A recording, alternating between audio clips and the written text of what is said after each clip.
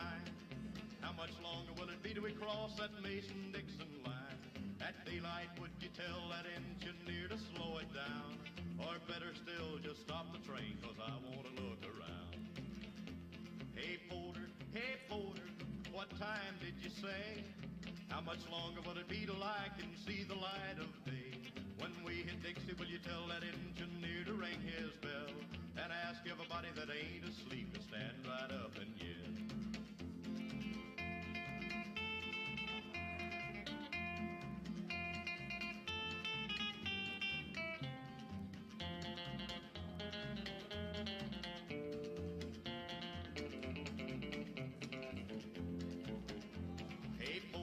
Hey porter, it's getting light outside. This old train is puffing smoke and I have to strain my eyes. But ask that engineer if he will blow his whistle, please, 'cause I smell frost on cotton leaves and I feel that southern breeze. Hey porter, please get my bags for me. I need nobody to tell me now that we're in Tennessee. Go tell that engineer to make that lonesome whistle scream. We're not so far from home, so take it easy on the steam.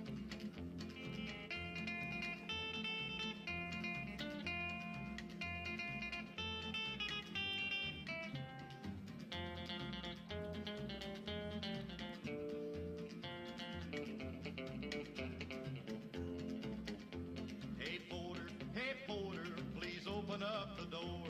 When they stop this train, I'm gonna get off first, 'cause I can't wait no more. Tell that engineer I said thanks a lot and I didn't mind the fare. I'm gonna set my feet on southern soil and breathe that southern air.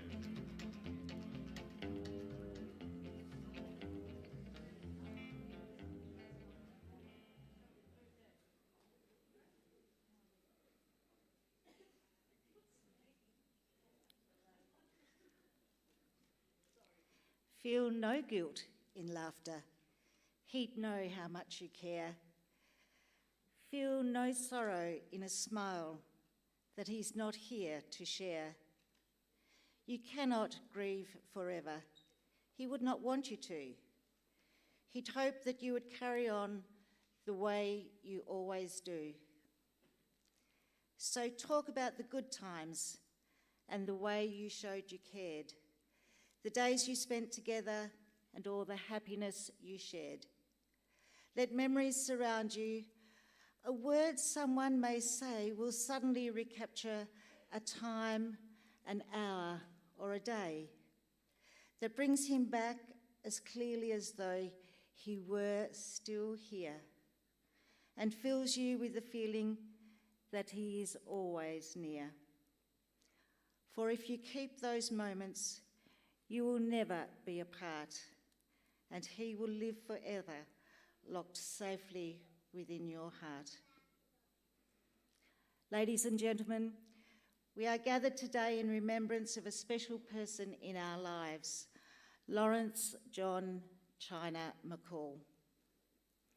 I am Denise Wotherspoon, and on behalf of China's wife, Wendy, his sons Jason, Dion, and Aaron and their families, and the extended family, I welcome you and thank you for being with them today to celebrate China's life and to say goodbye to him in a meaningful and loving way.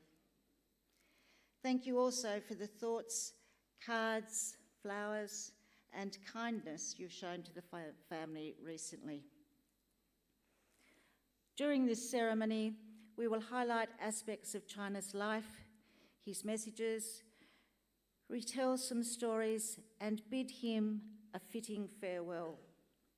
After the ceremony, everyone is invited to join with the family at the Point at West Park to share your stories too. As parking is limited at the Point, the family asks that if you are able, would you please walk to the venue, perhaps in groups, sharing your stories and enjoying time together. Parking for people that will drive is on the western end, the Wynyard end at the skate park, and then you can walk around the inside of the oval.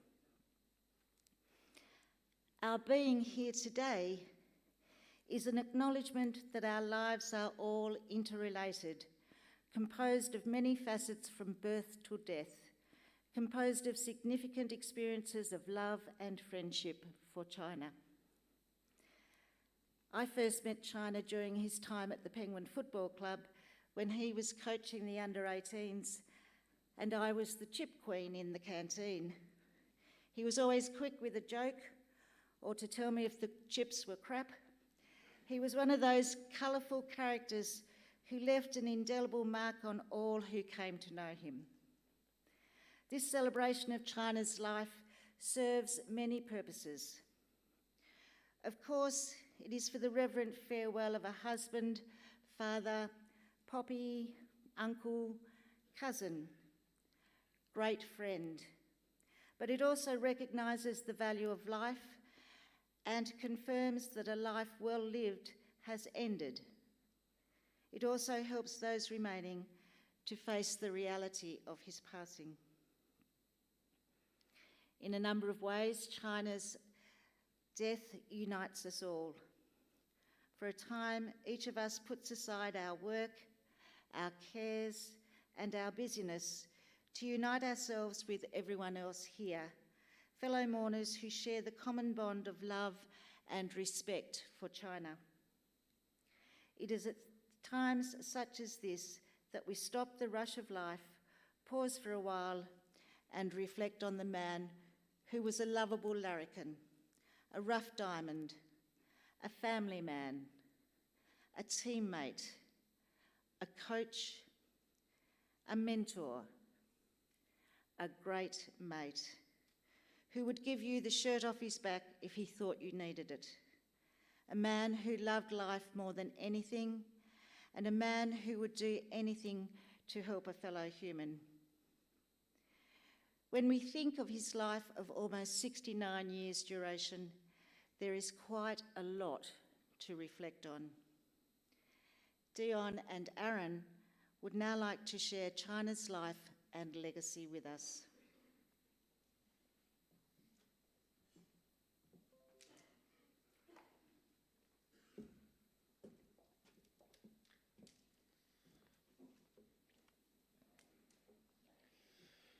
Lawrence John McCall, more commonly known as China.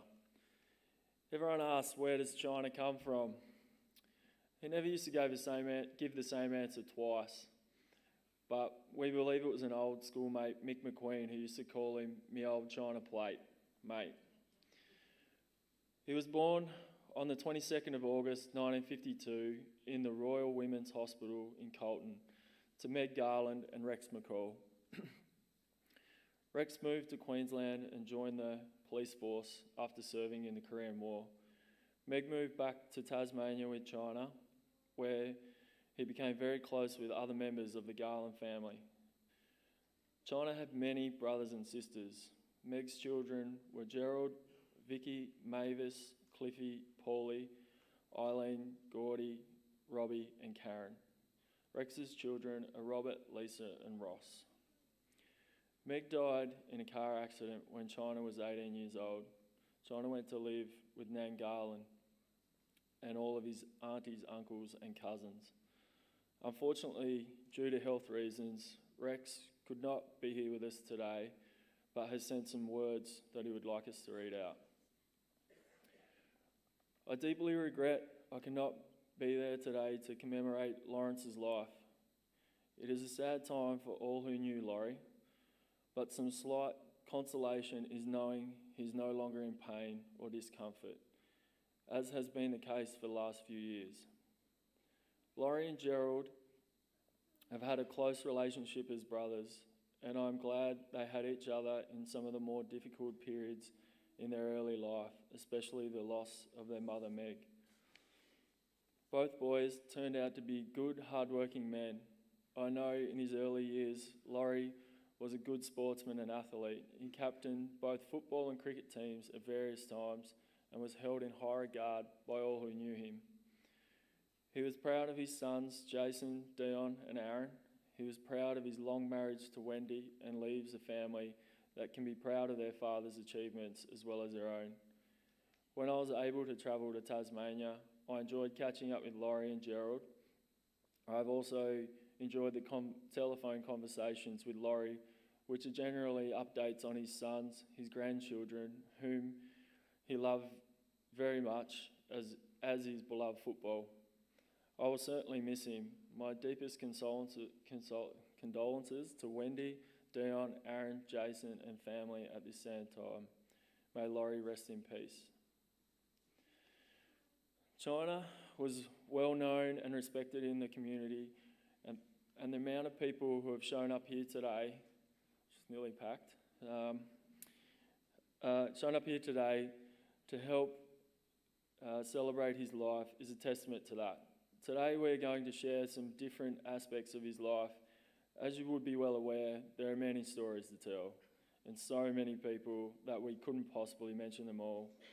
Please indulge us now as we take some moments of your time to enjoy and reflect on China's life. Get off, it's my turn. Yeah. One of China's loves was kids, whether it was family, friends, or a kid that he just met. He loved talking to and playing with kids, and they were magnetically drawn to him, as you will see now.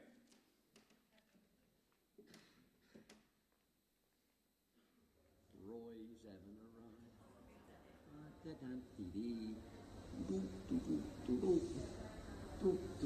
He's kicking now, isn't he?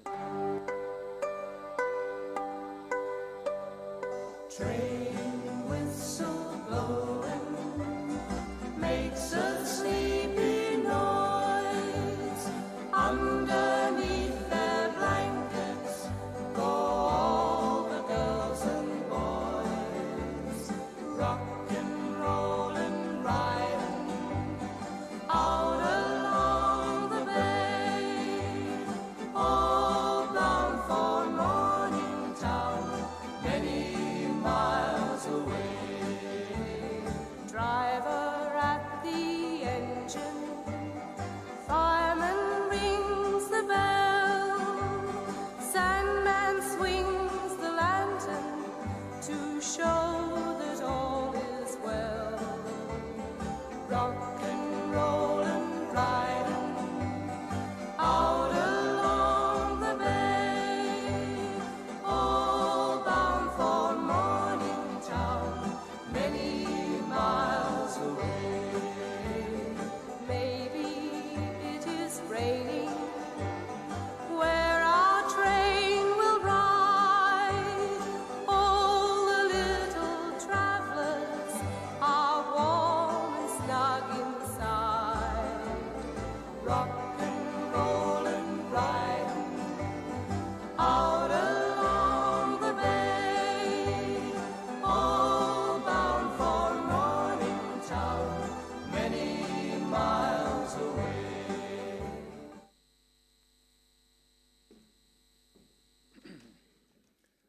As we all know, China loves sport, whether it be playing, watching, or dissecting a team or individual's performance. Petrescu-Seaton will be glad that China is gone. He was a fierce competitor who loved the social side of sport. He played football with 8 different clubs, including Myalla, which was a club that he loved. He played cricket with at least 4 different clubs, and he also played darts as well. China played at Caprona for close to 30 years in cricket, and there he achieved individual success, and with some teams he also played with also team success as well. China also represented the BCL, and on one occasion he forgot to take his protector out to the middle. So in true China sense, he yelled, "Hey, I forgot me box!" And Shane Radford ran out to the middle and said to China, "Here, use this," and handed him a Coke bottle top. Another occasion while playing with the BCL, Simon Good opened the batting and he got a duck early on. China was batting at number 3 and he tweaked a hammy in true China fashion, or so he reckoned. He promptly called for a runner. Goody was the only option as he was the only one out. China went on to score 100 and Goody had to run all 100 of them. Goody said that he was lucky that the century included a fair few 4s and 6s. Once China got to 100, he retired because he felt sorry for Goody and he looked like he needed a drink. After that, whenever China saw Goody, he reminded of him every single time. At Caprona, he got enormous satisfaction out of blooding juniors and showing them how to play cricket and live life the China McCall way. China loved that so many of the Caprona players went on with their cricket and to achieve the ultimate success of premierships. Caprona didn't always have club rooms. So there were various locations like the Bayview Hotel, the Montello Rec, Scrooge's, Witty Nights, or Dick Crawford's Shed.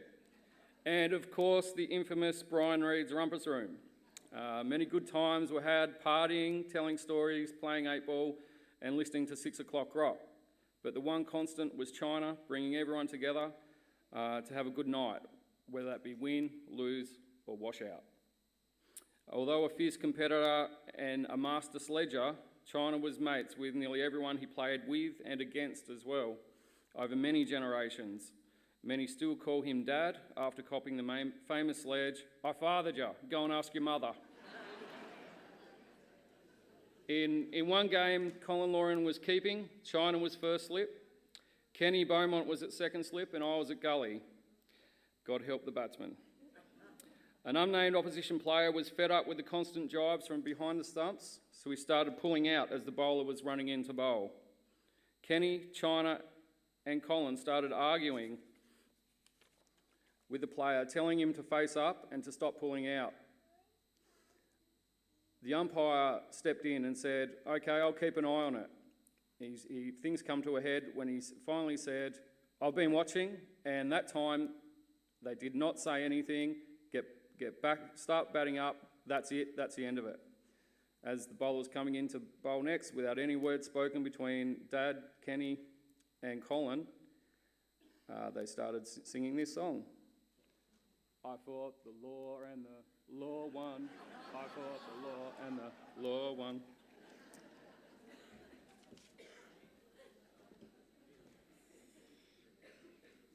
In an interview with Julian O'Brien from the Advocate for his 500th game, Dad said his fondest memory during his time at Caprona was playing alongside his sons, Dion and Aaron. I remember Dad bowling and I encouraged him with a, "Come on, Dad." He stopped the game, turned around and said, "I'm not your dad, I'm China out here." So from then on, he's been China. When he retired, he started following us, playing for Bernie Yeoman. He would turn up with Kenny Beaumont and Les Burgess, who liked to call China the biggest of big guns. They would sit on the hill commentating on the day's play. One day I was bowling with not much going well, so China started singing out, "Get off, bring Dion on." I yelled back, "If you don't like it, you can go home." Kenny laughed and said, "He told you, China." To which he replied, "I'll fix him, he's got to go to sleep sometime."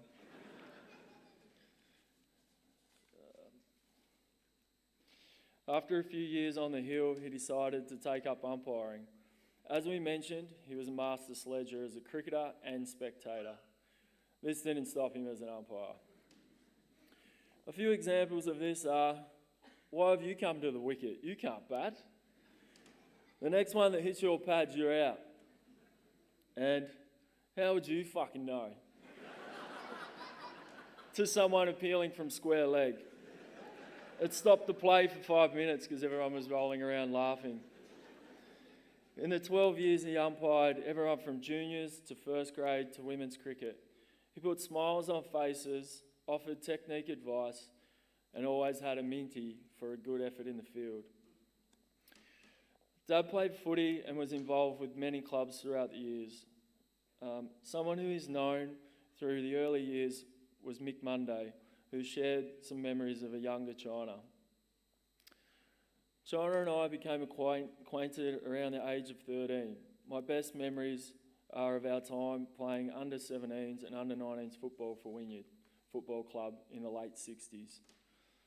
One of the games that stands out is when we were playing East Devonport, when China was playing centre half forward, and he kicked 9 goals. He put on an absolute clinic. And he told us after the game he got home at 8:45 a.m. The game started at 10 o'clock. And he said, and I quote, "I walked in the front door backwards and then Garland said, 'Laurie, where do you think you're going without your footy gear?' He would always say, 'You ask Mick Monday, he'll tell you. I kicked a goal from the centre square in Devonport Oval,' which was a slight exaggeration. But he did kick a torp from the end of the cricket pitch and the ball landed at the base of the fence on the bike track. He sure could kick a torp as a young fella. I remember that 3 weeks in a row, he kicked 7 goals or more, 7 goals in a game, and as a kid, he sure was a good footy player. I could recall China stories all day, as so many others could. Another treasured memory of a China who was a generous man. When both our sons were playing mini-league football, China would arrive with a car full of kids from the neighbourhood. You would have thought he was driving a cattle truck. But if it hadn't been for China, those kids would never have made it to their footy games. I, as so many others, recall of a China taking a carload of kids to basketball, and all the kids were shouted a drink and a packet of chips out of his own pocket. We're going to miss him greatly, especially his family, and the community has lost a wonderful man. His most loved football club was Myalla. He spent many years there and had numerous roles including player, coach, timekeeper and president. He was an integral part of the DFA for a number of years, and he became president of Caprona Football Club at a time when the club was struggling. And this is where he met his good mates Scott and Andrea Batt. He took up coaching roles at Parklands High, Burnie Dockers, Wynyard and Penguin, spreading his knowledge of the great game and his unique outlook on life. I know many of the Parkland students and all other players can still remember classic phrases like "kick it long to the gold square" and "ug it to your chest." And if you want to kick the ball off the ground, piss off over there to the square oval. He did the newspaper column for The Advocate and was on the radio for a number of years for cricket and football. There were many times where Wendy acted as China's scribe to get the job completed on time, while he laid back on the couch, spitting out lines. On 7BU, they definitely implemented the 7-second delay for him. And just in case, the announcer's figure was always on the trigger of the dump bump. He loves his Carlton Navy Blues, and you didn't need to find out what time they were playing in Burnie because you could hear him roaring across town. If you came to the house when Carlton were playing, you would be dodging various missiles. The most memorable was when Carlton were playing Richmond, and Wendy gave him a meat pie on a plate, just as Richmond piled on some goals. Auntie Vicky was there and said, "It's okay, China, they might come back." He said, "Take her home, Wendy," and then he slid the plate across the floor and it hit the TV and bounced up and flew straight into the VCR player, right where the video goes, and was there forever. He enjoyed football and cricket, but he loved the interaction with people more, which is testament here today. From all people from all walks of life. Throughout his time in sport, he always made sure everyone felt included and that everyone was looked after.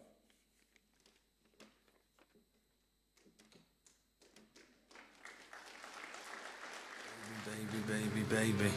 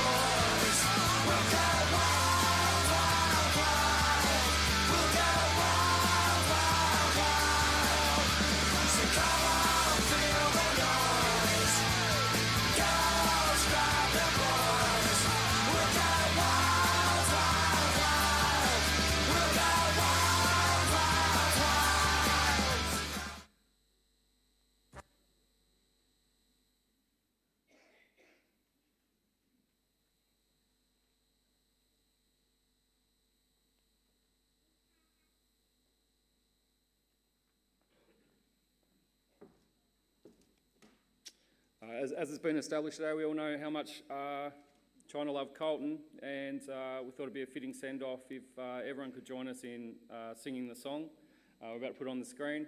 And I think it's written in your programs as well, if you don't know the words, but I think you all should.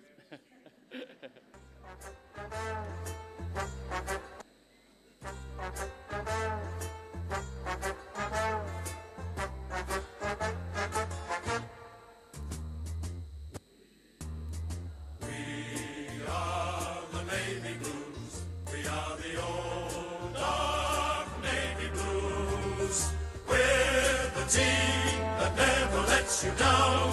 We're the only team old Carlton knows.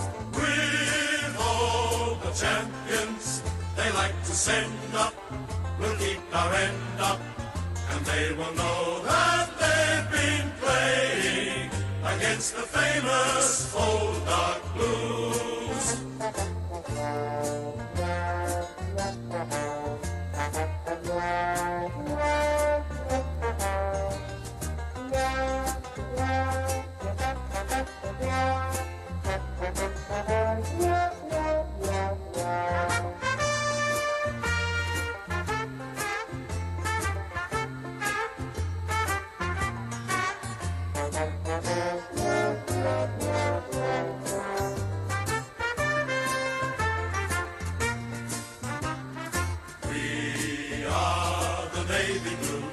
We are the old dark navy blues. We're the team that never lets you down. We're the only team old Carlton knows. With all the champions they like to send up, we'll keep our end up, and they will know that they've been playing against the famous old dark blues.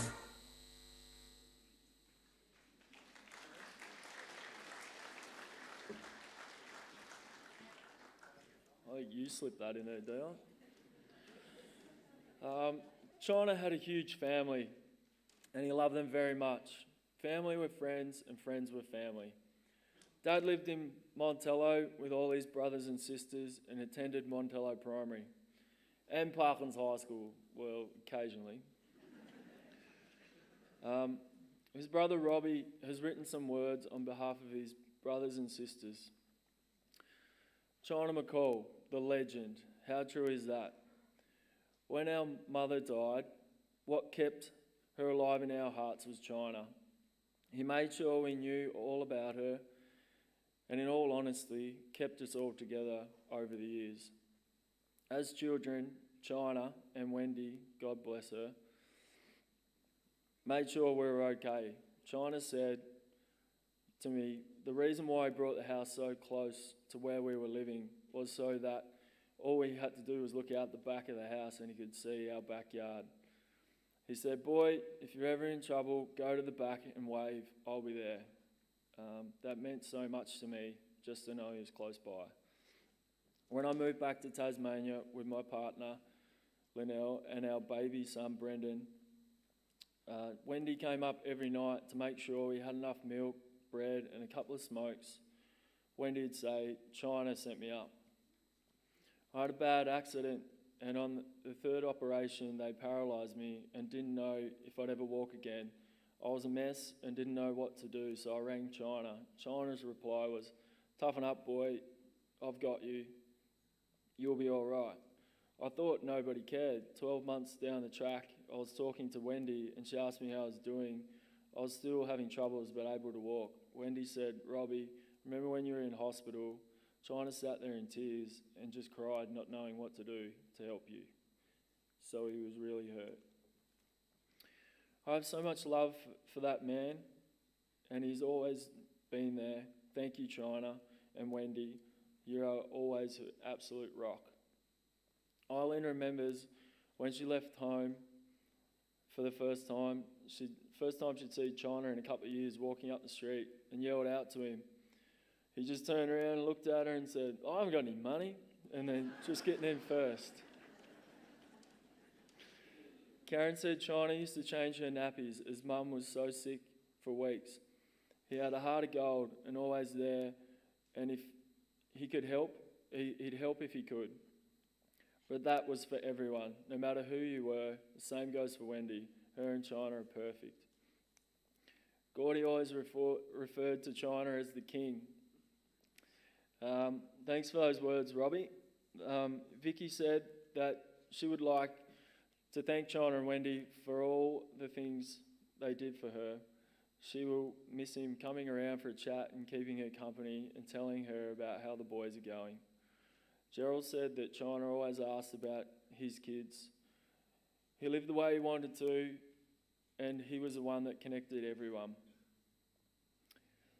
China has also been the glue that helped hold the Garland family together. His visits to the family members in Wynyard and all over the northwest coast. He enjoyed reminiscing about the old times and kept a memory of great storyteller characters like Bushy, Letty and Lloydie alive. He had a special connection to Letty and she treated him like a son. Dad viewed all Letty's children as siblings, but he especially viewed Sally as a sister and treated her that way. He looked forward to Christmas nights at Sally's and our special hybrid game of backyard bocce. We know that Sally, Tony and the girls will miss him dearly, as the rest of the family will. And I know that whenever he'd give you a stick, told you you're fat, called you something, it's his way of telling you that he loved you more than anything. When he was a teenager, he would travel to Wynyard and play footy, often stay at Nan Garland's. After Meg passed away, he moved to Hale Street and he would be in the sleep out with his cousins and uncles, listening to music and reading his cowboy books, staying up all hours of the night. In the morning, Nan Curley would walk through with a walking stick, poking them awake one by one. She would get to Dad and say, "Oh, let him sleep." He was the original Nanny's little doodah. Growing up with a massive family, sometimes would get tough. So he would often say you had to make the most of things, which was probably why he wasn't materialistic. All he needed was a car, a Colton jumper, a smoke, and an ear to talk to. He did always say, if someone offers you a hot meal, take it. I'd time my run home and have 3 teas before I'd have my own, China would say. He said, if you go to a party and everyone has to take their shoes off at the front door, make sure you leave with the best pair on. Dad got his driver's licence in Rosebery while working there. He went to the police station and said, I can drive, but I can't read or write. And those police in Burnie just laughed at me. The local cop took him for a drive and said, don't worry, you can obviously drive. I'll sort the paperwork out. A month later, the same cop walked into the pub and Dad was sitting there at the bar reading the newspaper out aloud to the barman. That explains all his dodgy driving.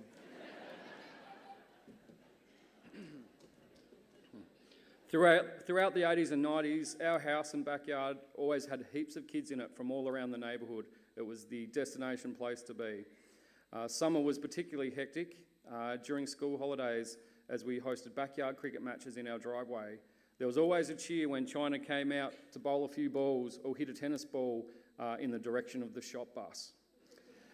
But the most serious of driveway cricket games was when Colin and Leanne Loring and their kids, Sam and Jared, came around. After a few cups of tea and coffee and a catch-up on the latest gossip, Colin and China would only come out to play under the following provisos. They would only bowl and wicket keep. They would wait until the sun was directly in the batter's eyes. They would use a hard plastic ball that hurt if you got hit with it.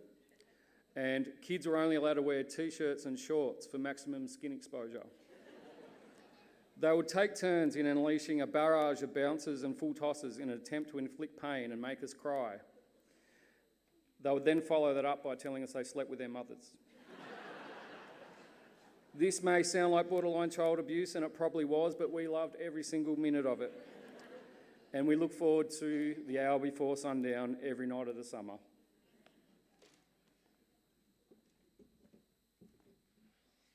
China loved fishing. We would go with a big crew to the Table Cape Bridge on the night tide. The bridge would be packed with friends, cousins and uncles, all claiming to be the best fishermen, telling stories and lies into the night time.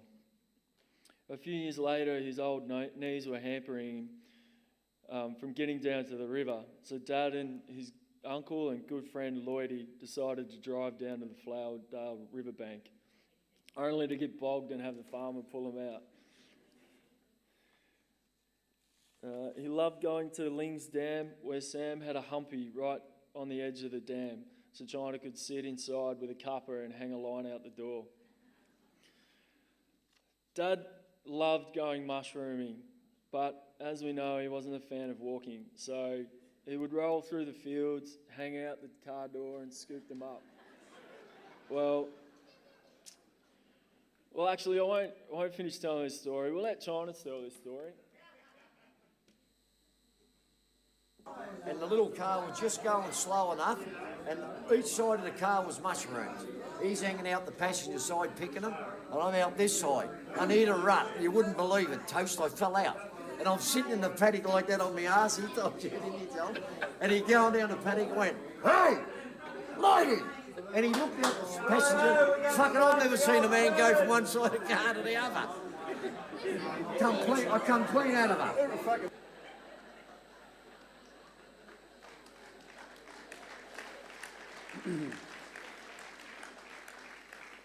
Over the years, one of China's favourite things to do was to go visiting, and I'm sure many of you here have been visited by China. There was a rotation of different destinations that China would go to, and there's so many that we couldn't possibly list you all, but we are thinking of you, and we thank you for the messages of support that you've given us. He would always pull up and honk his horn to find out if someone was home. This was China's version of a text message. China was a travelling party on wheels, whether you required a party or not. Many people in the room would be familiar with the phrase, "Put the kettle on, coffee, 2 sugars, not much milk." Family friend Shirley Beaumont has put together these words to sum up this aspect of China's life. It is with great sadness today we farewell our mate. China McCall was 1 in a million. He was definitely great. A lovable larrikin with a heart of gold. Over many cups of tea, stories have been told. You never knew when he would call in, get the kettle boiling and a cup of tea and biscuits he would bring. A visit from China would bring such joy. We are all certainly going to miss that boy. He loved his football. Colton was his team. When Colton were playing, the whole street would hear him scream. Sports coach and mentor for many schoolboys and youths, he gave it his all. He was never aloof. He loved cricket and always excelled, played in a few grand finals as well. Those schoolboys are all men now, but they remember him well. Their sporting times with China and the many yarns he would tell. He loved his wife Wendy, who gave him 2 beautiful sons. He loved his grandchildren and he gave them love and fun. He loved the boys and he was proud of them. He got to see them grow into successful young men. In his later years, he decided to be an umpire. His commitment to coastal sport you have to admire. With heavy heart, we gather to wish you farewell. There will be many, many more stories to tell. We love you and we miss you, and we all feel very down. You will always be a legend of Payne Street and Old Burnie Town.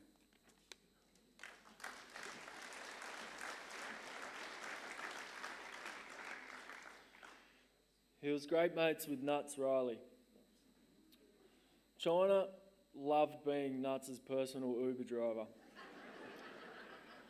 I think it was Dad's way of showing Nuts that he cared about him. China and Nuts would meet more than once a week to discuss Colton's fortunes and plan which players they needed to delist. There was always heaps of talk about, even though when Colton were going well. Dad and Nuts would discuss their opinions on all sorts of topics while sorting through the newspapers. Politics, movies, sport, entertainment, they all got a run. The TV show The Project had nothing on Nuts and China. When you went to visit China, you weren't the only one. There were always others popping in. Over recent years, Dad appreciated the daily companionship of Mick Riley and also his assistance with all things car related. And with China, there was always assistance needed. He's been a great friend to both Wendy and China, as have many wonderful people over the years.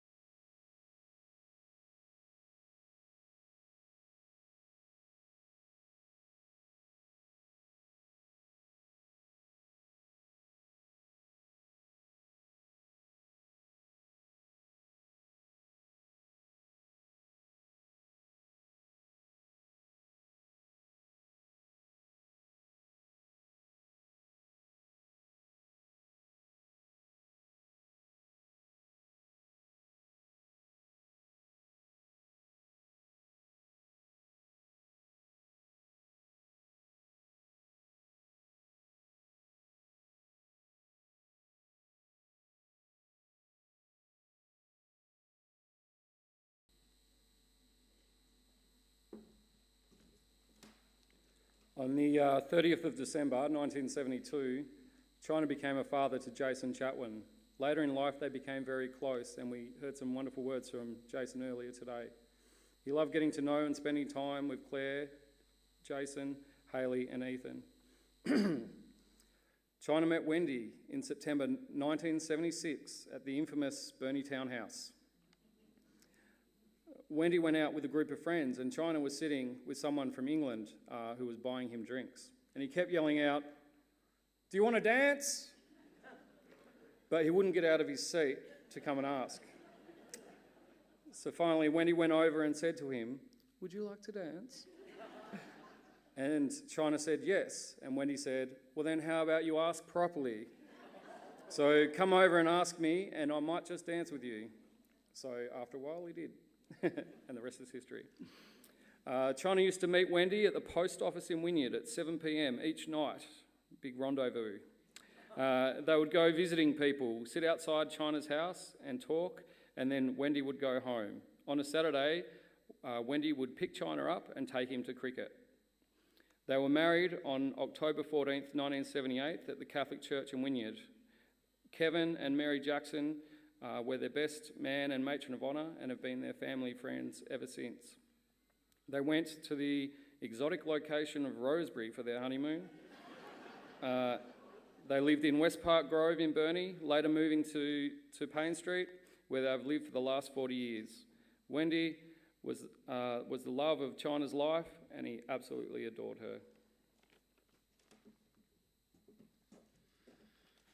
Wendy and China had 2 children together. Dion, born on the 17th of May 1981, and me, born on the 9th of May 1983. China was a stay-at-home dad while Wendy worked. He loved playing sports with us and enjoyed spending time at Sisters Beach in the summer holidays, catching up with the Speeds and the McMichaels. Some of our happiest memories were made on those trips. On the 12th of September 2000, China became a grandfather when Dion had Kobe. China loved Kobe and they were inseparable while Dion was working and at university.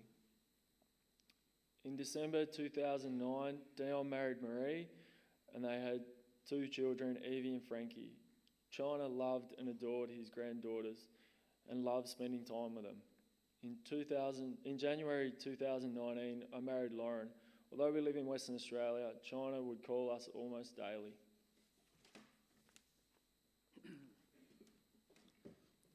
One of my close personal friends, Justin Hazelwood, couldn't be here today because he lives interstate. But he always enjoyed coming around. He wrote these words about China. Coming home to Dion's after school was like walking onto the set of China's own chat show. You'd find yourself in the crosshairs of his steely, inquisitive gaze. A cheeky John Clark glint was the only sign that you weren't generally in trouble from Colton's form. You'd find yourself interviewed, chastised, gobsmacked, and bombarded by one of the funniest, friendliest, and most ferocious of Burnie's celebrities you'd ever meet. Laconical, philosophical, horizontal. China was the hardest working person you'd ever see lying on a couch. Wherever there's a hall of fame of storytelling, China's legacy will be etched into gold. A larrikin lunatic with a license to lean in and make you feel like the most important person in the world. A social magician drawing us out of our worries with a wave of his smoking wand. It was his community service, and one so consistent and animatic that we can be forgiven for feeling shocked and robbed that this larger-than-life character has been taken from us. Yet with that raspy, commanding voice still ringing in our ears, we draw our conversations around him. Our figure looms tall as the stories that we'll try and bust our guts doing justice to. A few exaggerations here and there, but I think you agree, a legend is born. China McCall, the Shakespeare of swearing, remember him is a bloody great club to belong to. We've spoken and paid tribute to China here today, the sporting identity, the character, but always remember him as Dad and Poppy China. He always looked after us really well and gave us his full attention. I will forever be indebted to Dad for the support he provided me when Kobe was born and I was away working and at university. Dad spent a significant amount of time looking after Kobe and formed a really special bond with him. When I met Marie, he welcomed her with open arms and she immediately became part of the family. When Evie and Frankie were born, he absolutely doted over them. He was always calling them and coming around to see them, and he loved spending time with them. The girls loved him, and they enjoyed giving him cuddles and laughing at his funny stories. I will forever be grateful to the wonderful pop he has been to Kobe, Evie, and Frankie, and they will always have fond memories of him. My character and the person that I am today has been shaped by Dad. Dad was proud of me when I became a teacher, and he told me to look out for those kids from disadvantaged backgrounds, not exactly in those words. I've done that, and I was successfully appointed as the principal of Montello Primary School. He was very happy with that, and he told me to keep fighting for those less fortunate, and I will. I love you, Dad.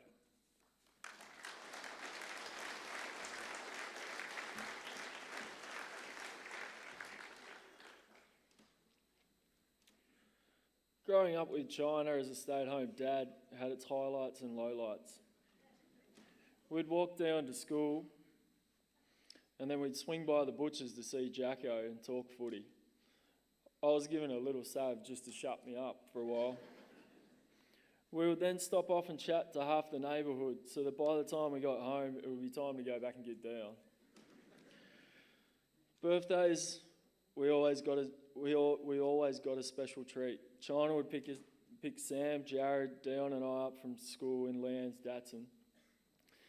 China would take us to the rec and do a few donuts and say, "Don't tell your mothers." Dad always loved welcoming new members into the family. When I met Lauren, he welcomed her straight away in the only way China knew, which was to give a shit. But in saying that, he always asked about her and her family, and talking to her on the phone. This created a new stop, though, on the way to Wynyard to break up the drive to see Lauren's dad. Most dads have a 40-year working career, but there's no way China would have been able to affect so many lives the way he has if he did. The only reason he was able to live the way he did is because of Mum. Mum always had his back. Mum, Dad worshipped you in his own special way. In the last few years, his health wasn't the best, and he'd always say, "Look after your mother for me. Don't worry, Dad. We will look after Mum for you."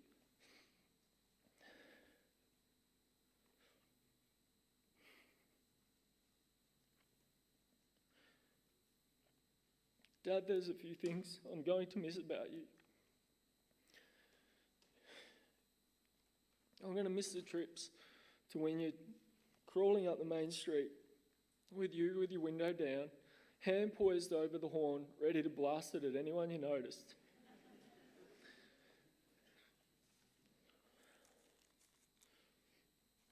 I'm going to miss the stories about you and your big family, and how you were always stirring your aunties with your cousins to see who could get chopped first. Lastly, I'm going to miss the late night phone calls. You would talk to me about anything and everything for hours on end. China, you really were the best dad a son could ask for. I wouldn't have it any other way. I'm so proud of the things you did for everyone. I love you, Dad.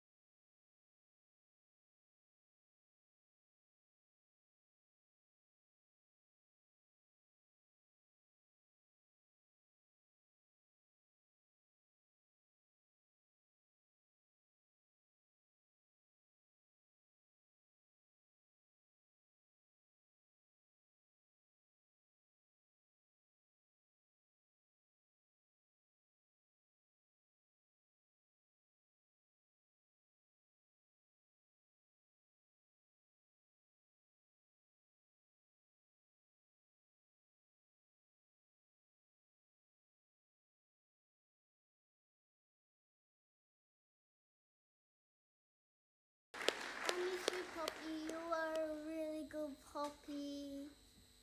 See, I really, really love you. Thanks for giving me a good Poppy.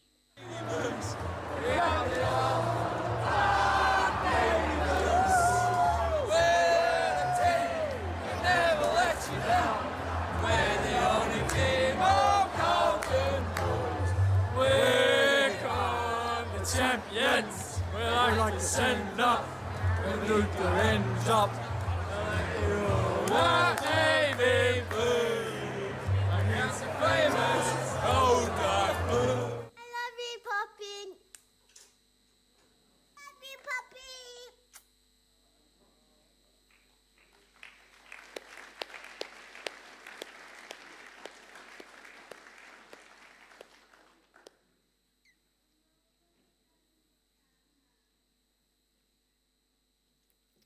Thank you, Dion and Aaron. I'm sure you'll all agree what a wonderful telling of the wonderful story of a fantastic man. Thank you so much.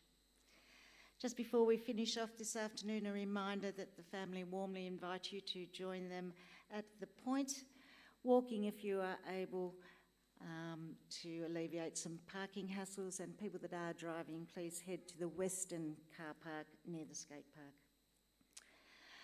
So now, ask not how did he die, but how did he live?